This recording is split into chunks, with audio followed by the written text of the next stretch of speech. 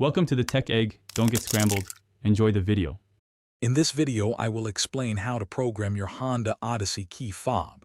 First, gather all your key fobs, both old and new, that you wish to program. Make sure your vehicle's battery is fully charged to avoid interruptions. You will need access to your ignition and the lock and unlock buttons on each fob. This preparation ensures a smooth and successful programming experience for all your key fobs. To begin, insert an already programmed key into the ignition. Turn the key to the on position, then immediately back to OFF. You must repeat this on-OFF cycle 4 times within 10 seconds.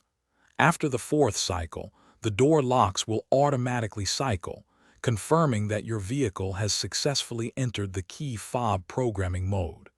This is a crucial step. Once in programming mode, press the lock button on each key fob you wish to program. You must do this within 5 seconds of the door lock cycling. It is vital to press the lock button on all existing fobs as well, to prevent them from becoming deactivated.